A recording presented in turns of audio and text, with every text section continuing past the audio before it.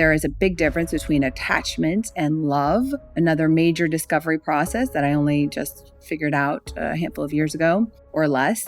But it was an attachment, a very strong attachment. And I had broken up with him because my intuition told me this wasn't right. I knew that my needs weren't being met. I had communicated my needs, communicated what I needed out of a relationship, and I wasn't getting it, but I was giving. And that was my old programming. It was self-sacrifice and, all my old triggers. So I got out, but my heart was broken. This is literally my life's journey, is to learn to love myself, because I was raised to not love myself. I was raised to look externally for validation. I was raised that my worth is all about how well I please everybody else, not how I please myself, not how I value myself, not how I find my own worth from within. It's what other people deem me worthy. And that never worked out well.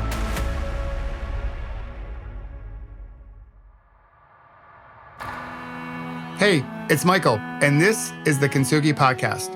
I'll be back in a minute with this week's conversation about resilience. But first, if you wish to create a better life and have a better career, then please visit michaelobrienshift.com and download your free workbook on how to create a better life. In it, you'll discover ways to find more energy for the things and the people who matter most to you, so you can create a better tomorrow.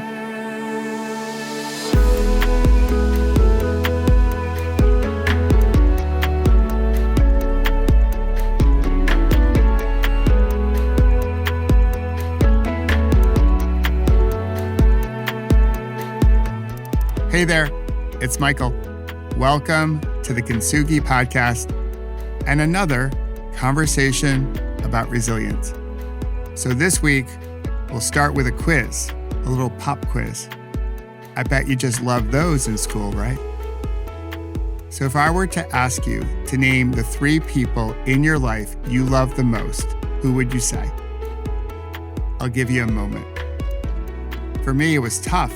There's my wife, my 2 daughters, my dad, other family and friends. I didn't get it right. Well, let's take a step back. Let's not get into pass fail, because we've had enough trauma in school, right? So instead, let's say the quiz gave me awareness.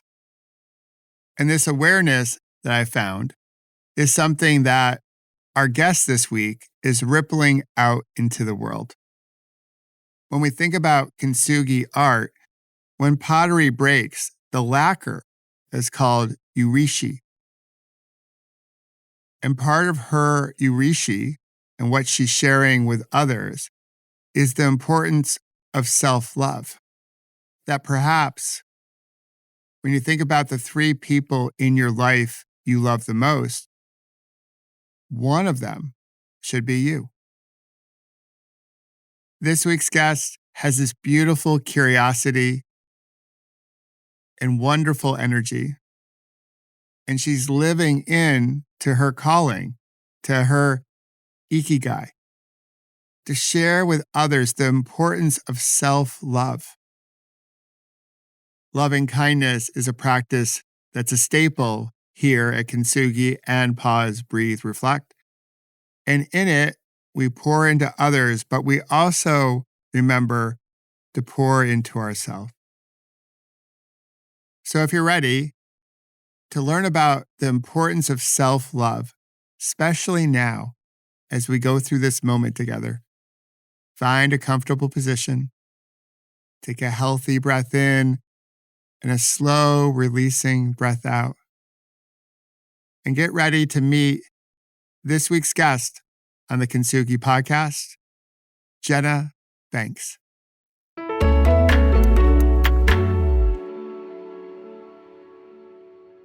Jenna, how you doing? Doing amazing. How are you, Michael? I'm doing great. So great to be with you. I've followed your work for a bit now. So I think this is going to be such a vital conversation as it relates to Kintsugi. So I can't wait to get into it with you. Same. All right. So here's how I like to start. when you think about your day so far up to this point, what is one good thing that's happened for you so far today? Well, I did something for personal growth, which I try to do every morning. When I don't, I feel a difference in my day. So try to start out with some journaling or reading a book that is inspirational. Even if it's just a few pages, it just gets me on the right track. And number two, I have something I call my joy list. It's just a small list of simple, easy things that get me in my happy place. And I know what they are.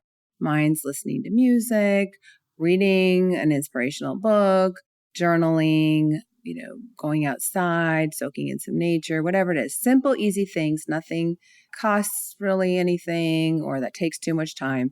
But it really sets a great tone for the day. So when I do that, I just feel great, like I've accomplished what I want to, how I want to start my day mindfully. And so it sets me off on a great track. And then, of course, knowing I'm having a great conversation with you as well. It's just, this is what makes life amazing, right? It's these simple things that bring us joy. Absolutely. So I was going to wait to ask you this question. So here, I believe mindfulness is medicine. I believe movement is medicine. We'll get to that later. What we munch on, what we eat is medicine. I also believe that music is medicine. So you just mentioned music. So is there a song currently that you have on repeat or can get you dancing or in a good vibey mood right now? So what would that song be right now for you? I don't tend to get stuck in patterns when it comes to music. So I just like variety, especially if it's something new and fresh, or I've discovered a new group and I put it on repeat for a couple of days and then I move on. But lately I've rediscovered Stevie Wonder. Oh, nice. And it could be any one of Stevie Wonder's songs. There was a period in my 20s when I just jammed out to Stevie Wonder nonstop for like a month. It was hitting a chord for me and I needed that in whatever part of my healing journey I was going through. So just remembering what Stevie Wonder, that mode that his music put me in, it just had me dancing. Literally, there was a dance party in my living room made up of myself and my fiance recently where we were just jamming to Stevie Wonder. So yeah.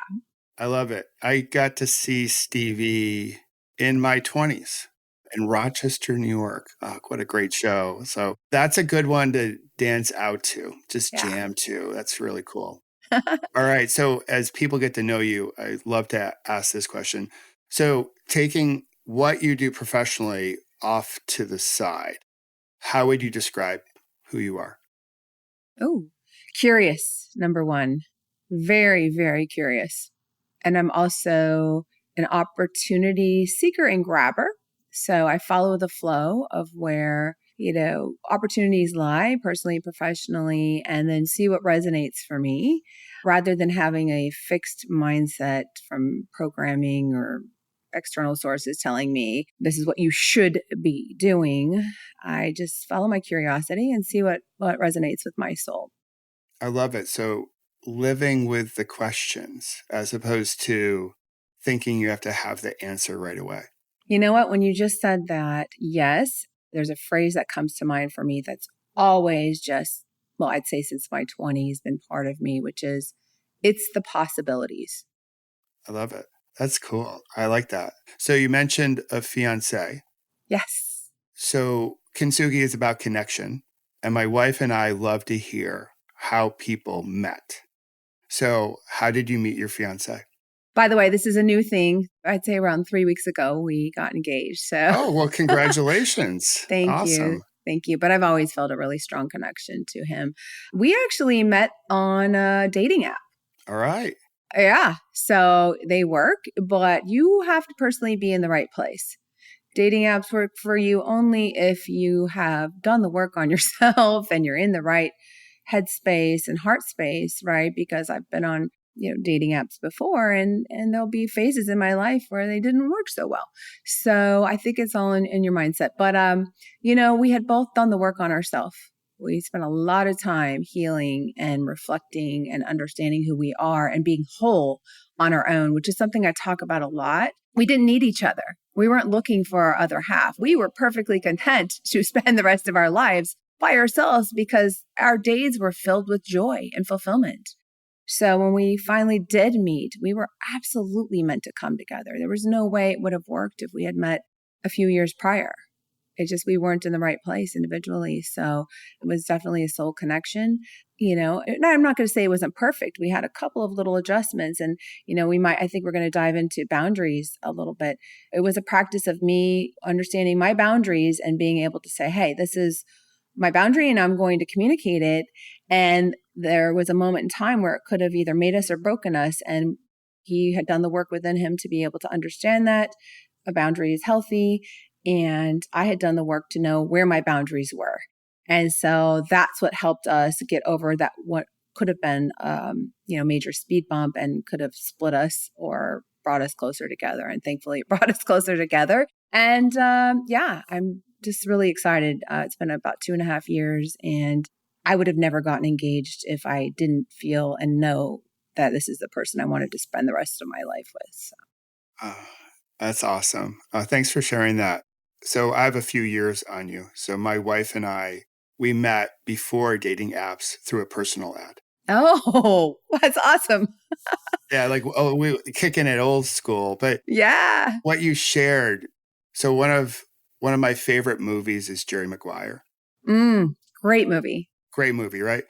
And so there's a line in Jerry Maguire, like, you complete me, but what you just shared. And so it's really like, it's a romantic line, the whole thing. But what I heard from you is something that I believe, my wife and I have, is like, we don't complete each other because we're already complete. That's right. Like, it's a 1 + 1 = 3 type of thing. And that's like, it sounds like you and your fiance have done your own inner work where you're complete as a person. And now it's just addition, which is really cool. That's it. Yeah. Yeah. I love it. And I'm glad you brought up that line in Jerry Maguire because I read that recently and the book was, I believe, Janice Kaplan's The Genius of Women. She mentions that line in there because I feel like that's what a lot of people, when they see movies like that, they say, that's what I want. Yes. I need someone to complete me. That's going to make me whole. We're searching for this wholeness. And the pop culture is not showing us that we need to complete ourselves. Where are the movies on self-love? Yes. Right? I know. I'm right there with you. So to everyone listening, you are complete. You don't need anyone to complete you. So I love that you just shared that. But yeah, so love the movie. Don't like that line. Yeah. But that's okay. That's all good. Yeah. Thanks for mentioning that. Yeah. We can bring awareness to it. Yeah. So I have to admit, I took your quiz. The name 3 people. I might get the wording wrong here, so correct me if I get it wrong. Name 3 people that you love the most in your life. Yes. And so I was like, all right, I'm going to take this quiz. I'm going to take Jenna's quiz. And I ripped off 3 people. And so the easy 3 for me to list would be my wife and my 2 girls. Yeah. Right. So that's 3. Yep. And then I realized it's sort of a trick question. Sort of, maybe, maybe, you weren't trying to trick people, but it's thought provoking. And so I would love to get now into your work about self-love. And maybe we can start with that quiz, and then we can get into your book and a whole bunch of other topics around this important topic, which I believe can help us come into our wholeness, come into our kintsugi. Yeah. Okay. I'd love to. Let's do it. So let's talk about self-love. So we hear a lot about self-love and self-care. And I think we throw it out there. It's a hashtag on Instagram. So let's start here. Like, how do you define self-love versus self-care? What's the relationship between the two of them? Great question.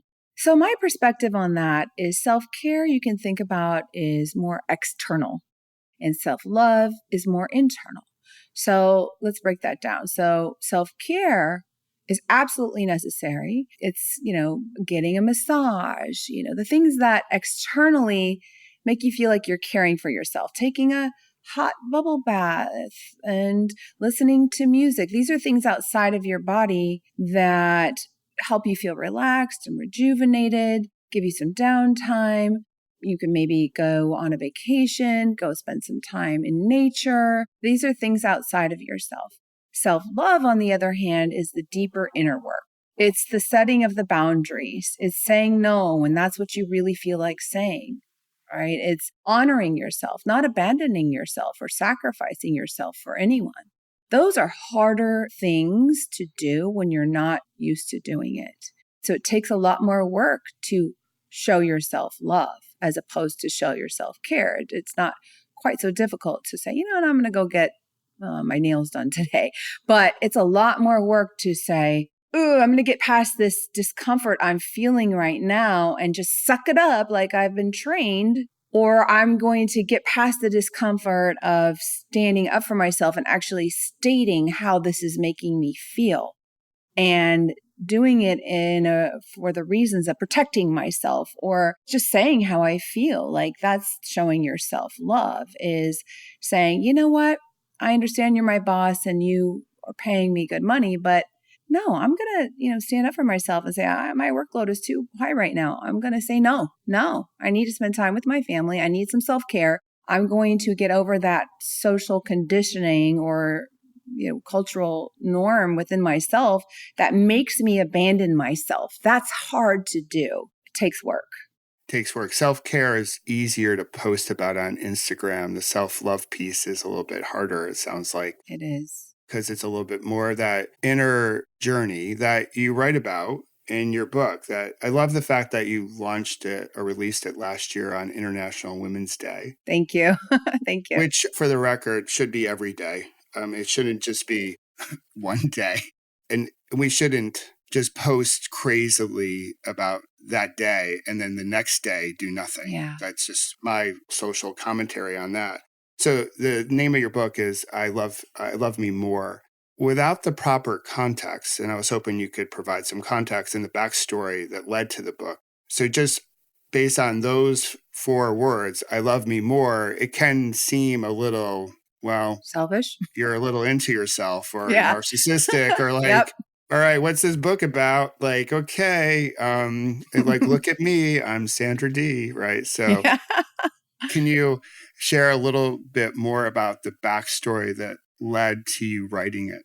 Absolutely. I'm happy to. And it was just as profound for me and just as cool to be able to share it because, even writing the book, a lot of times when we get on stage and talk about, something to help share information with others or we write a book, often it's because we've gone through a transformation ourselves. And we actually go through continuous transformation as we share and as we write. So it's just as much for us as it is for others.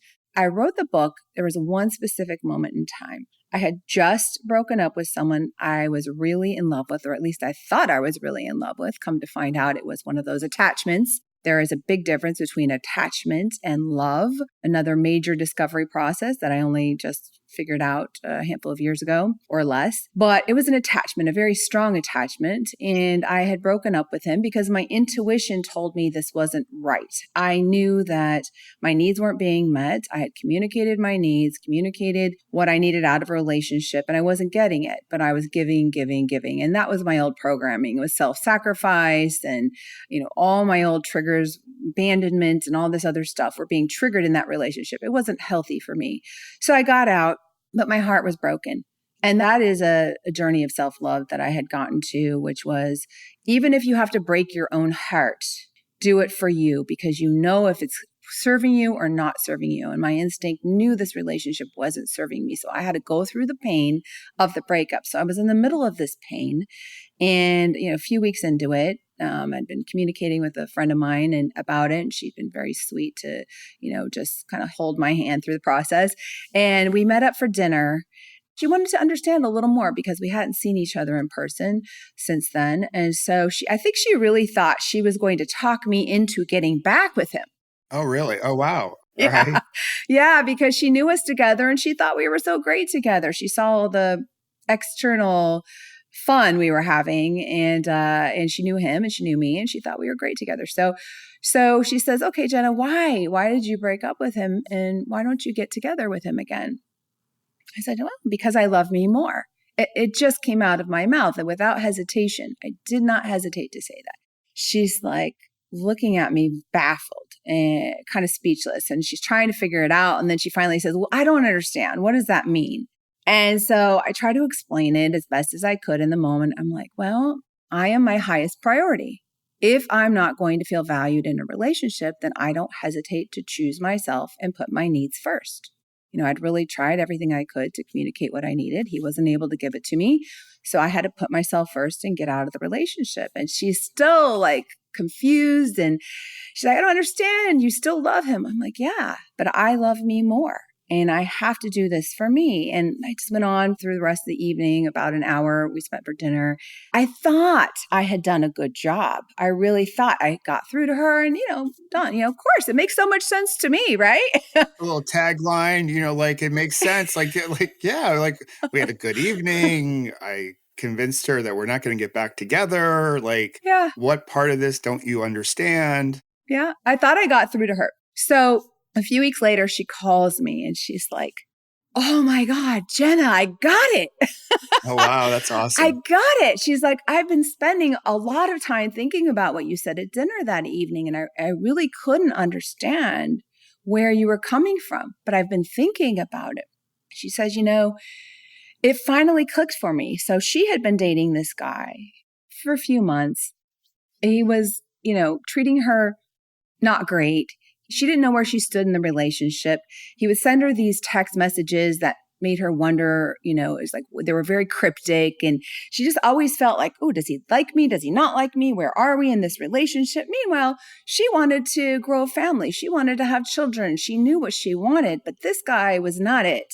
But due to her social conditioning, the same conditioning we all have, she was, he hadn't done anything bad to her. He looked good on paper. He wasn't a bad guy. He didn't show her, he wasn't mean to her. And so, she was being nice to him and giving it a chance because, he's a good guy and he deserves a chance. But she wasn't getting what she needed. Yeah. And she was certainly not feeling valued. And, she realized, oh my gosh, I am not valuing myself by putting up with this. This is not what I want. This is not meeting my needs. What am I doing? And so it clicked. So she said, Jenna, it's almost like I and me are a separate person looking at myself in the mirror. Oh, wow. Yeah. And I was like, wow.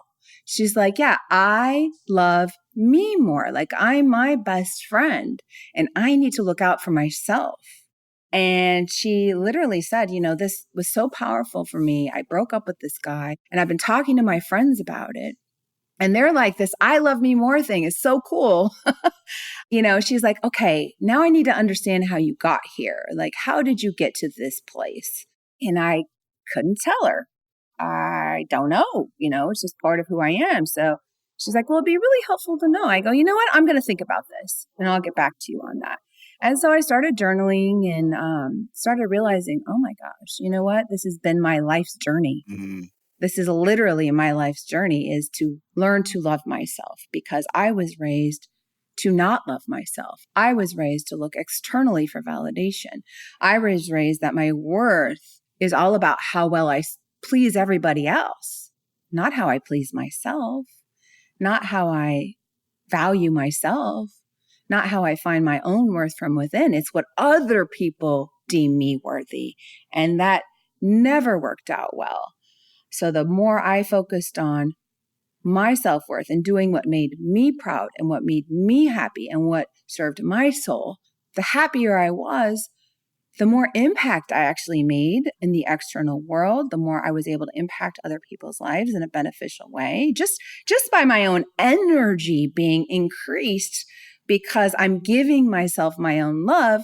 I had more energy to positively impact everyone around me. And of course, I increased my level of worth in the external world too, because I realized, I'm worth more than this at work. I need to be paid more. I value my time more.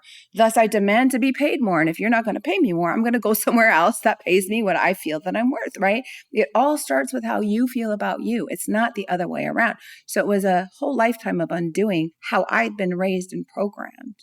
So that was my journey. And I realized, oh my gosh, if this message can reach a few people in my inner circle so profoundly, imagine how many other people it could help. And so Michael, it was really difficult to make the decision to put myself out there in a vulnerable way because I'd been so used to hiding behind my business. And, just I was always the person in the background. I hated spotlight. I wanted total privacy. I wasn't on social media. I didn't want any of my people to be connected with anyone else. I had very separate groups of individuals and people in my life. And I really loved just being anonymous.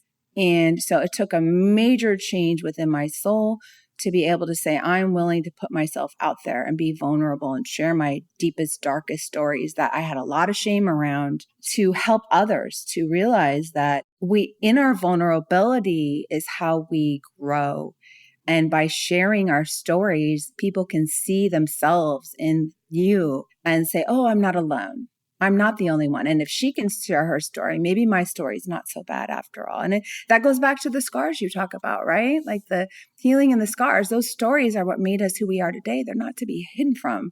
They're to be embraced, not because we find, pride in those stories, but because we've overcome those stories. Yes. Thank you for sharing what you just shared. Because there is that social programming that we're raised in for girls and boys. And a lot of that is a fixed mindset type of story. It's not an abundant story. It gets back to what we talked about up front about Jerry Maguire. Like, you're not totally complete. You're less than. So you got to find someone who's going to complete you. I'm going to see my value in how I serve other people. Right. So that is an equation that is not easily solved. Like, sometimes it works, right? You help someone out, you feel good, but then it's fleeting. And then it changes the conversation that we have with ourselves, which I believe is the most important conversation we have, because that's going to influence the relationship you have with yourself. And the thing I want to underscore, just so everyone has a really clear understanding, is when you talk about self-love, it's not selfish, right? So one of the pillar or cornerstone practices as a meditation teacher with my Pause, Breathe, Reflect community is loving kindness. So in loving kindness, we offer love and kindness out to people in our lives and across the planet, but we also pour into ourselves. Because if we're always pouring from our cup into others, eventually our cup runneth dry.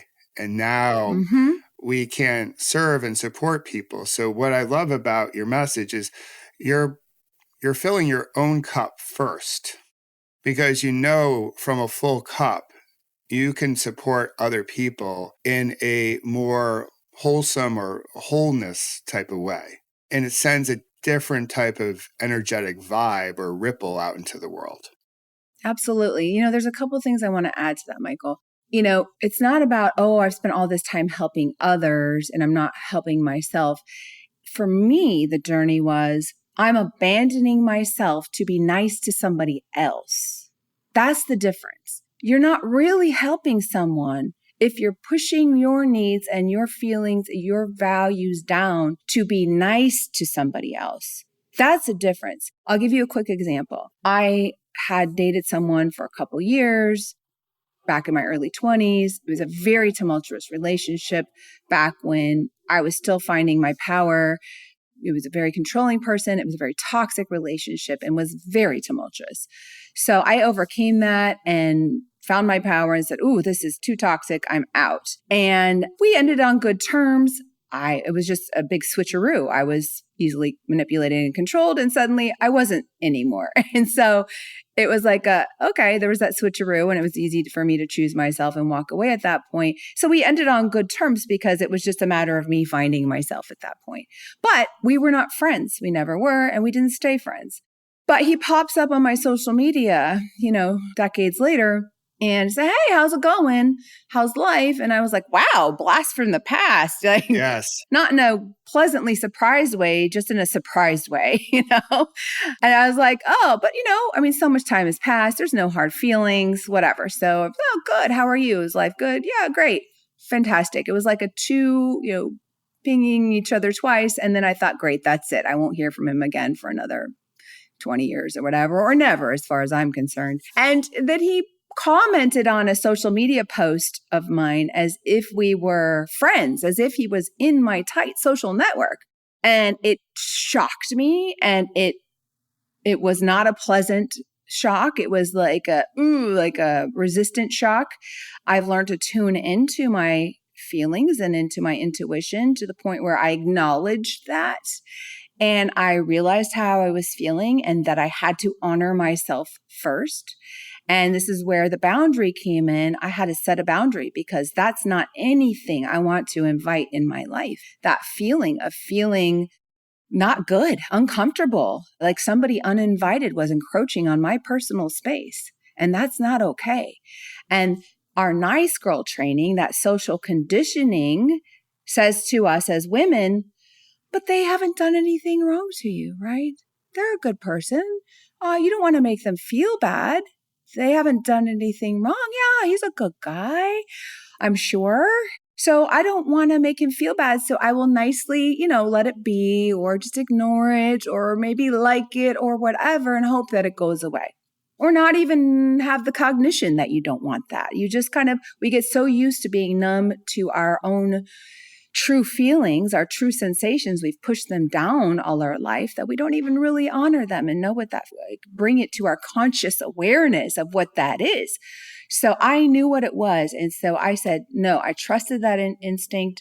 And right away, I just opened up a message and I said, I'm going to just write my true feelings.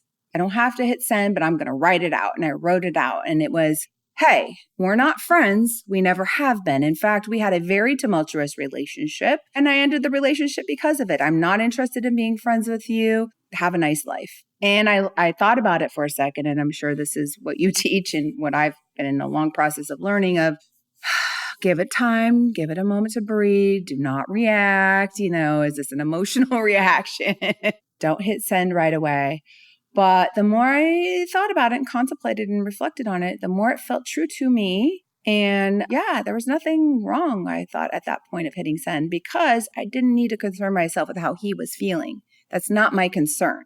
My concern is how I'm feeling and that I need to protect my boundaries. So I hit send. And the confirmation for me was when I hit send and it felt great. Regardless of the outcome, regardless of worrying about how he felt, I felt good that I protected myself and that I made myself my highest priority in that moment. It is not selfish. He was like, oh, sorry, didn't mean to offend you or whatever. Have a nice, I wish you well. That's great. This is exactly the way it should be, right? 0, he will not try that again. I will not have to worry about that again.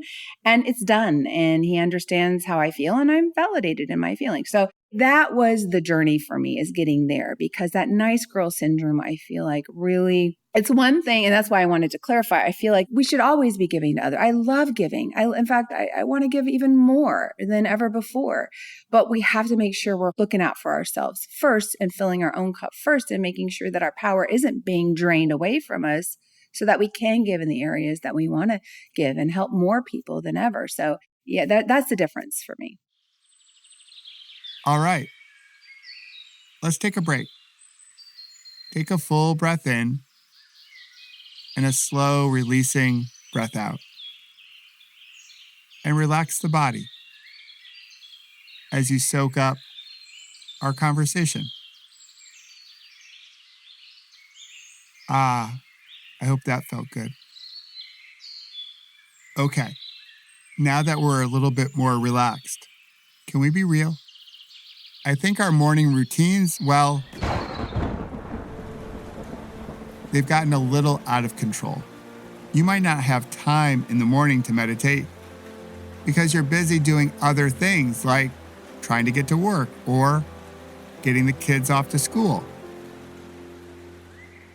And this is where my app, Pause, Breathe, Reflect, comes in, because I built it for busy people with a whole bunch of shorter practices. So if you don't have 10 minutes in the morning to meditate, cool beans. You're a human after all. But I bet you have 5 times throughout the day when you have 2 minutes to practice and let go of stress and bring mindfulness to your everyday moments. So today, download Pause, Breathe, Reflect for free and begin to stress less, sleep better, and join a community of like-hearted humans rippling something worth rippling into the world. All right, let's go back to our conversation and celebrate the Kintsugi within us all.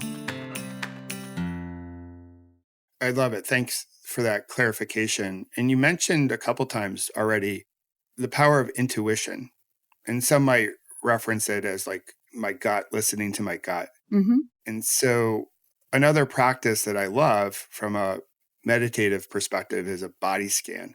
I believe that our bodies whisper to us before they start to scream at us. Yes. So can you talk a little bit more about how do you tap into your intuition, or how do you listen to your body? Because the sense I got just through that story you just shared is like there was something happening within your body where it felt like, okay, this is a moment where I'm gonna put up boundaries. I'm gonna protect myself. I'm gonna look after myself. And then it also how it felt after you hit send.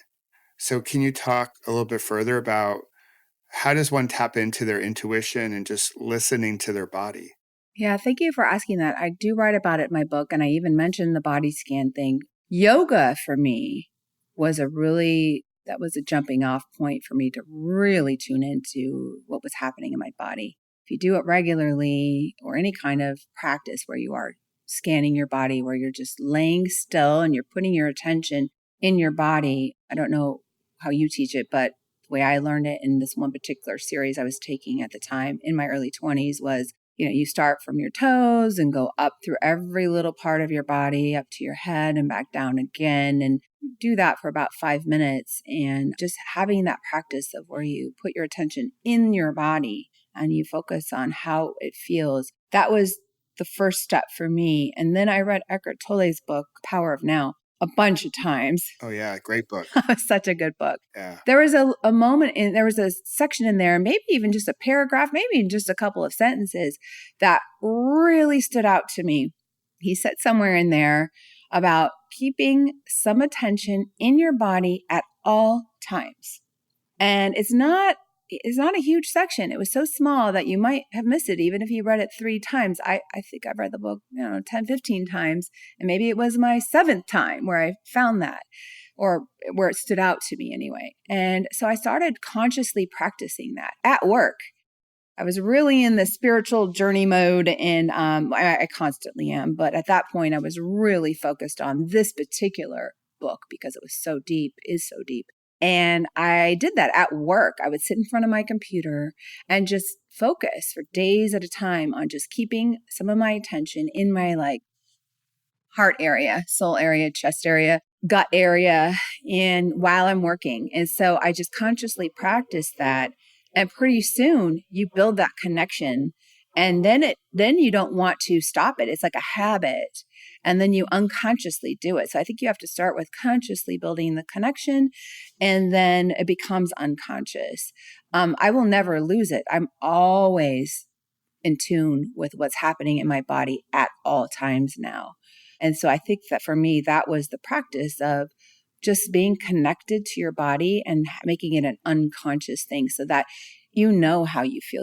Like something happens to me. I feel the discomfort. Or I feel the joy. I feel the love. I feel the connection. When you're in tune with it and that muscle is practiced on a regular basis, it's instant.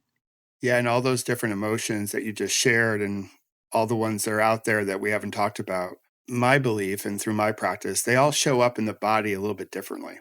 So as we build more body awareness, and we have at least a little bit, to Eckhart Tolle's wisdom in his book, a little bit of attention on our body, we can tap into, okay, what am I feeling right now? Like what's called for right now? And so we can be thoughtful about how we want to move forward, maybe more responsive as opposed to reactive. So I love what you just shared. You also talked about nice girl syndrome. So I want to talk about sorries. So in our pause, breathe, reflect community, we have like a humorous rule that we're not allowed to say sorry for our humanness. And so in our community, mindfulness tends to attract more women than men. And so there's this whole behavior around saying sorry. And I saw it in my corporate days too. Women saying sorry, and guys hardly ever say sorry. And when we do say sorry, we don't really say sorry all that well. So from your work, your research, what's going on with all these sorries, and how do we change that part of the conversation? You know, yes, I have researched this a lot and I write about it a lot. I'm still a work in progress when it comes to the story. And I reflect on myself as to why. Why do I say it in this moment? Darn it, I said it. Why did I say it? And it's because I feel like it's just a reflex, right? We have these mirror neurons and we say things that we know. It's not even a conscious thing. It's just one of these reflexive things. But what it does to us is the problem. So, for example, I live in a building where there's an elevator, and it's almost every single time a woman gets out of the elevator, she says, sorry. But a man doesn't do that typically. That said, there are some men who will do it. I'm very conscious of this because I'm racking up patterns and numbers in my head because, some men will say it, but it's almost always certain a woman will say it. And why? Why? Because I'm standing there waiting to get into the elevator. You are sorry. It's just a reflex. But what it does internally is it puts us in a state of submission.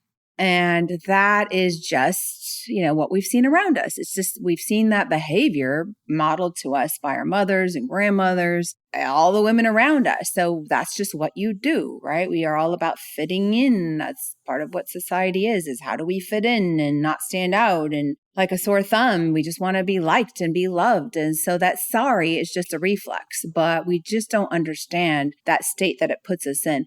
I play tennis. There's a woman I played tennis with not too long ago. And every single time she hit the ball out, she'd say sorry every single time. And I'm like, okay, I have to say something. I'm not in the preachy mode. I try not to be that person, but I also want to help. And so in the gentlest of manners, I said to her, I hate to be preachy, but I also I see this. I don't know if you're aware of this, but every time you hit a ball out, you say sorry. And there's nothing to be sorry for, Are you aware that you're saying it? And she's like, oh, no, I wasn't aware. I said, yeah, it's something that, I talk about a lot because we're just not aware that we're saying it. But when you say it, it takes a little piece of you away. It's saying, oh, I'm sorry for existing. I'm sorry for being a human being and hitting a ball out. Why are we sorry? So we have to be aware of it. And I think just being aware of it makes us realize what it, that we're saying it, number one, and then understanding what it does to us, number two, will, I think, drive the behavior that will change the action. Because if we understand what it does to us energetically, that it puts us in a submissive state, and that's not what we want for ourselves, then I think that will drive that behavior change. I said it recently and I had to reflect on, is this an appropriate time to say sorry? Because really when it's appropriate is when we've done something wrong, when we have done something that might offend somebody and we didn't intend to. It's like, oh, you know what? I'm sorry. I'm sorry that slipped out the wrong way. It didn't mean for that if I offended you or whatever. But to get out of the elevator, there's no reason why you can't and shouldn't get out of the elevator. It's not a reason to say sorry. So I think it's just understanding that it's a reflex and what it does to our energy is important. Yeah, I love that first step. It's just around awareness. I do think you're onto something where many people don't realize what they say. Mm-hmm. It's automatic. And it can be the word sorry. It could be other things. So the first step in everything is awareness. So how often do we say it? So that might be a little challenge as people move away from our conversation and into their days, just making note of some of the things that they happen to say that are automatic, and then trying to slow their speech down just a bit so there's a little bit more space. And in that space, maybe another word pops up. Or also just reflecting, because that's what I do is if I say it, I don't chastise myself for it. I reflect and create a new thought around it. Like, oh, mental note, Jenna, you just said sorry when it wasn't appropriate. Next time, stop yourself and choose a different word. And then also maybe consciously practicing different replacement words. I think that's key, right? Because what do you say if you feel compelled to say something? You could say, oops, or hi. Right? Getting out of an elevator, you could say, hi, or hello, or something else, but you need to replace the word with something else consciously. Absolutely. Or even the person hitting the ball out, like, I own it, Mm-hmm. as opposed to saying sorry. Because to your point, it changes the status relationship in a relationship. You're playing at a lower status level, you're playing smaller. And again, it changes the whole dynamic. And I see it happening a lot when people have certain emotions where maybe they start to tear up and like, oh, sorry, I'm being emotional. And I'm like, that's part of our humanness. Men usually don't apologize or say, sorry, if I'm irritated, I'm sorry. Yeah, no. That doesn't happen. That's just a different emotion. So we have in society, going back to societal norms and narratives, we have a bias towards certain emotions and away from other emotions, especially as we look at the corporate environment, what emotions are acceptable, in some company cultures. And I would love to get to that. Obviously, you do a lot of work. We've talked before we hit record, speaking with women on this whole concept of self-love. But when you go into companies, as you do, you're also speaking to men. So how does this play out, this whole concept of self-love with the men that you interact with? How do you see them receiving it? Because here's my notion. What we have right now in today's society is a perfect opportunity to change how we work together. Yeah. Going through what we've gone through with the pandemic and all that jazz, if we change how we work together, since we spend so much time at work here in America, we can change how we live together.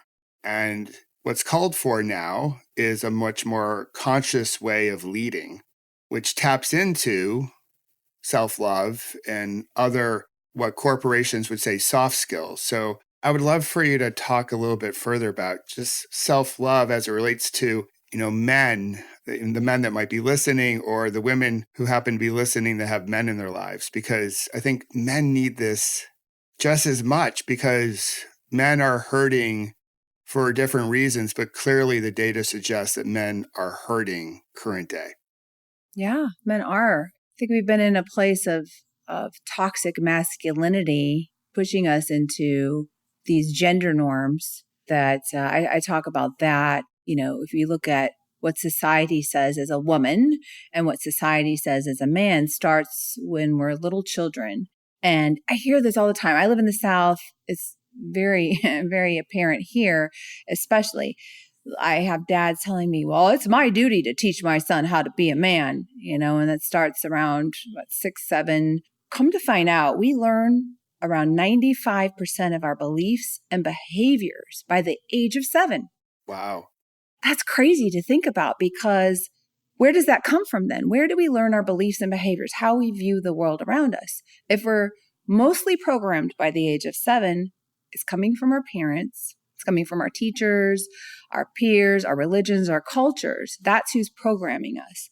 And most of us tend to just stick with that programming because it's our comfort zone, and humans are resistant to change. But for those of us who want to become more conscious and aware and program ourselves, we have a lot of unprogramming to do. And that's very, very, very difficult to do. So here in the South, I hear this, well, I got to teach my son how to be a man. And I'm sure it's everywhere all around the world. But what does that look like? Well, it's boys don't cry or show their feelings too much, or they'll be accused of acting like a girl. And if you don't learn this from your father, you're probably going to get bullied by your peers at school, by the other boys. So society pressures men to squelch their feelings, or they'll be accused of acting like a girl. Like, that's a bad thing. Let's think about that for a second. Boys are programmed that if you act like a girl, that is bad. Yeah, suck it up and get out there. Rub some dirt on it, stop crying, and be a man when you're 6 or 7 years old playing Little League. Mm-hmm. And you want to cry and you want to get your feelings out, but you're taught that that is not what a man is. And you don't want to be punished or bullied or have love withdrawn from your father, or your mother, or your family, right? So you want that love. And so you learn to comply. And boys are taught to be competitive, to dominate, to share their accomplishments, talk about it, and everyone's proud of you. But then let's look at the other side of that. A lot of women and girls are raised to not talk about their accomplishments, or you'll be accused of bragging. Yeah, you don't want to be that girl. You don't want to be that girl. Selfish, conceited, No, no, no, no, no. And so what happens is we are taught that for a girl looks like selfishness and conceit. And we absolutely don't want to be accused of that. So we run so far away from that the other way so that we comply with this be a girl programming. Our brains are so young and impressionable when we're young. We're not able to reason and look at this and say, well, this doesn't make sense. Why is that happening? We just comply. Now, this generation is a little different. I have never seen so many parents my age in my generation having children who say, I don't identify with a gender, and that being acceptable. Whereas, when I was growing up, that was not even a thing. No, we never talked about that as a possibility. No, but it goes to show you, I highly doubt that we were any different. It's just what's acceptable and what's not acceptable, right? And, becoming aware of that programming is important. And so what I'm starting to talk about now is this masculine, feminine energy that we all have. It's our yin and our yang. We all know women, for example, who tend to lean into their masculine, and they get accused of being assertive and aggressive at work, or the B word. Yet it's unfortunate because the hierarchical way that corporations are set up, or have been in the past set up, is that we had to lean into our masculine qualities, which look like, let's see, some of the masculine qualities are, being assertive, the leadership skills, driving action forward, being goal-oriented, results-oriented, logical, reason. These are all masculine qualities that we, had to lean into to be in the patriarchal structure that our corporations are set up under. But yet we then accuse these women who are leaning into their masculine of being the B word, or being too aggressive, or being too assertive. That is a complaint I hear today, actually, in these women's ERG groups and companies is, Jenna, this is the problem. We can become powerful and we can rise into these leadership roles, but we're being accused of being too assertive, too aggressive, and that's showing up on their HR, annual engagement surveys and all that stuff like that. Like, that's right. No one's happy with them. The men are not necessarily accepting that behavior or that leadership style, and the women that they lead don't like it either because, hey, you're not playing by like how to be a good girl playbook. Right. So now you've reached this level, you've tried to flex your style, and no one's happy. That's right. No one's happy. Not the women who are being in this. So what's happening now? We are seeing burnout at an incredibly increasing rate. It's unfortunate. We are going backwards. We've made so much progress when it comes to women rising into leadership, yet they are dropping out at a staggering rate. We're going backwards now since COVID. Why? It's because of burnout, but also these cultural biases and women not feeling comfortable. I mean, no wonder why they're dropping out. So I feel like that's where work needs to be done now. Women have changed themselves and it's not working the way that it is. So how do we then stop this attrition, help women continue to progress forward, but then also solve for the men also having, not feeling settled. They also feel like there's some need for change. So what I'm saying now, Michael, is, I've been fortunate enough to be on some panels and to be moderating panels of some of our top leaders at some of our top companies. This is all very, very recent, where I'm seeing this trend of these male leaders in the C-suite saying, I feel like my role is evolving. It is evolving to communication is now really important. Better communication skills, collaboration, driving the best out of our teams, recognition, not monetary recognition, but actually individual recognition so that we can drive the best out of individuals, but also creating environments where there's collaboration. It's not me as a leader setting the tone. This is the previous hierarchical structure, is the leader, like almost a militaristic style, sets the tone. The objective comes from the top and then it trickles down to the leaders through the ranks, and then they carry out these objectives, and whoever fits with that objective, great. If not, you're fired. Now, what I'm hearing is it's no, our team members, every single one of them, regardless of their position, is important. And what they have to say, we need to hear. We need to hear diverse voices so that we can increase our innovation, that we are more innovative as a company, and that, we're more creative. And it's not about me leading from my vision. It's about hearing everyone's input and taking the best of that and us together working out, is this a good idea or not a good idea? Okay, no, we're going to put that one aside. We're going to focus on this one that Jane brought up in this meeting, and let's all figure out if that's a great idea. Okay, great. Now we're all together as a team going to move forward on this, but then that allows individual team members to be empowered, right? Because they understand that their voices are going to be heard. And then if they feel some ownership over that initiative, then you get more engagement, more loyalty, more buy-in. And, as we are moving into an era of AI, generative AI is a huge concern for leaders in a good way. They're embracing it, but of course, cautiously. That side of us that's logical, reasonable, that more computer-oriented, not so warm, and not from the heart side of us, not from the intuitive side of humans, is going to be handled more and more by this AI, the machines. How do we, be more human then? How do we bring the human element to our companies?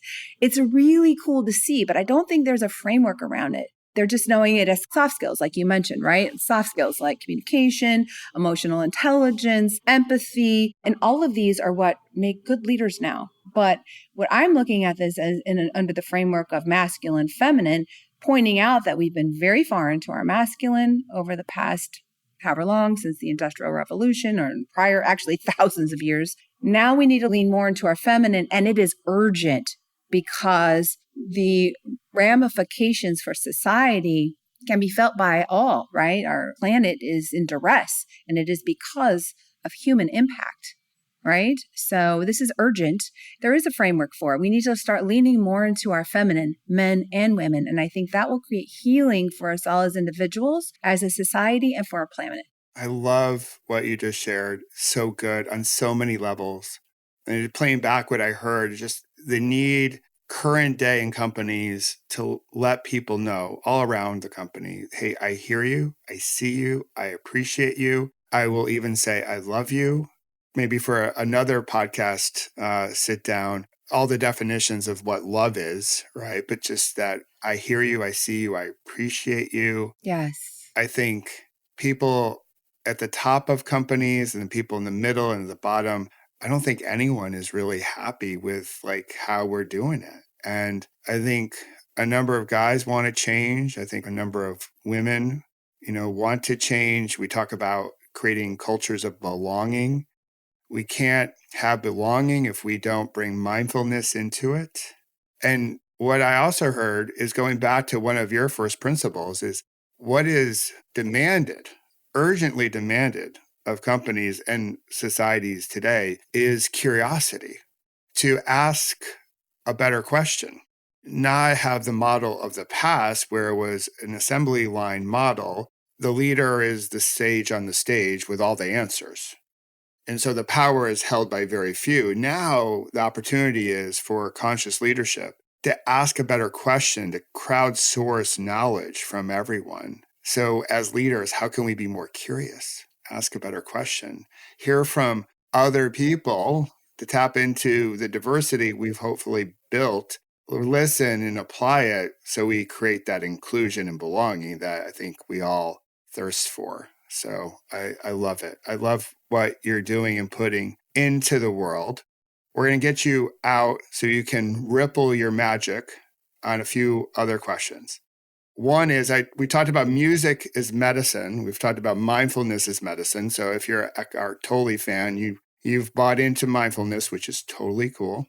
So now let's talk about movement as medicine. So if you had to move your body, how do you love to move your body?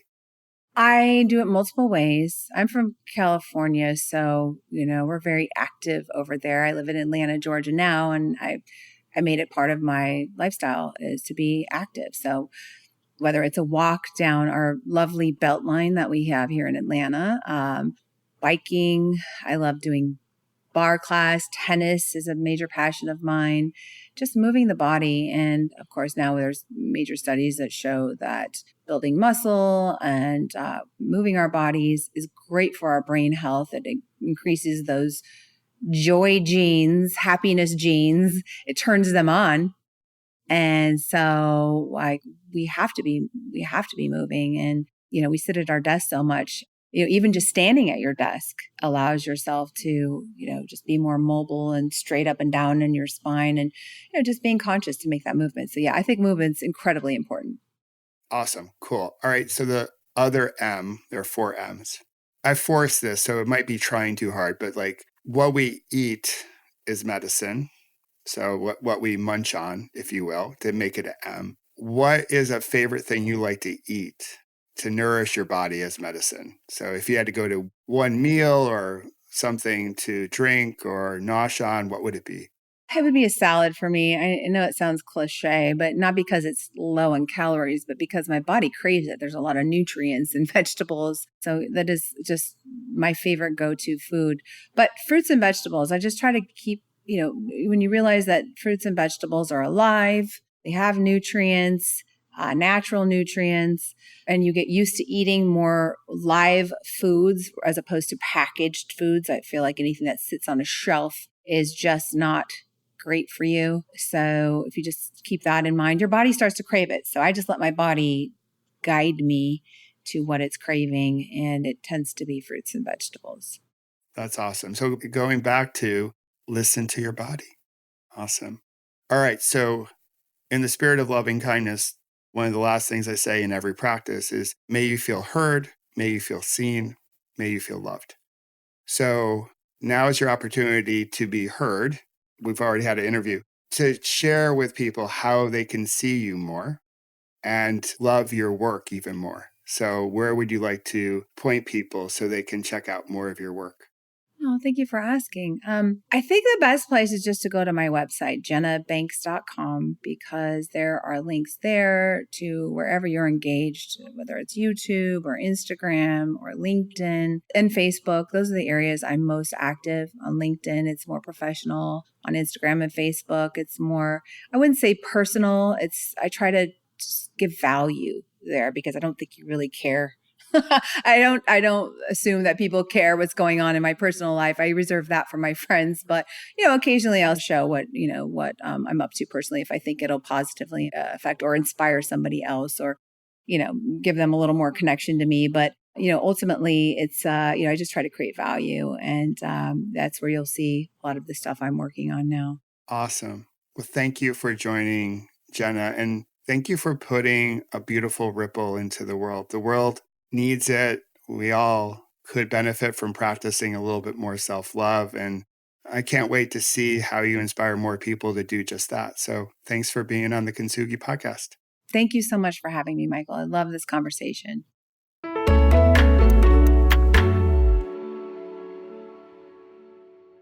I'm so grateful for the ripple Jenna's putting into the world. I know she normally speaks with women, but as a guy, her message really hit home. For my whole career, my whole life, if you will, I've always been looking out for other people, putting other people's happiness before my happiness. And many times it all worked out, but there have definitely been moments where it didn't. I got overwhelmed, burnt out, threw a few rocks in my backpack, which many of you know that story, but if you don't, I'm happy to share it with you. Her message comes at a really important time as we go through this period of history together, to really step into the notion that self-love is not selfish. It's essential for us to step into our wholeness, to step into our Kintsugi.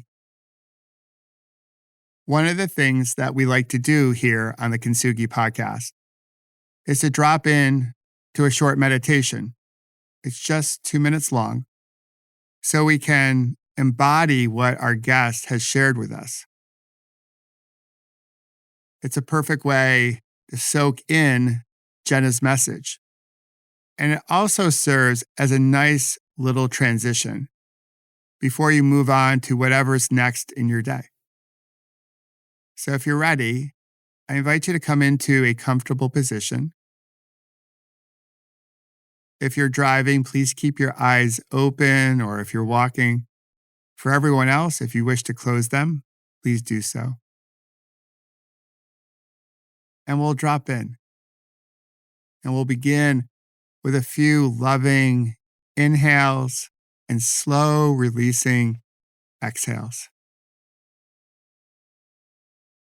Allow yourself to come into this moment.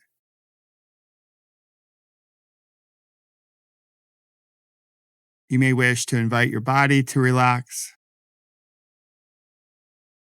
And I'll share some loving kindness mantras that can help you fill up your own cup, so you're in a better position to fill up the cups of those around you. If you like, you can place your hands on your heart as you settle into the natural rhythm of the breath. And I'll share these sayings. May I be safe. May I be healthy. May I live in harmony and at peace. May I have the strength to endure. May I feel heard. May I feel seen. May I feel loved.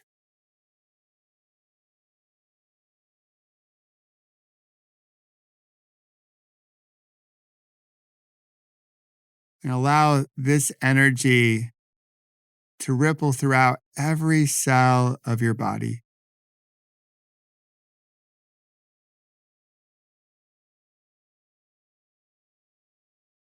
Knowing that you're worthy of self-love.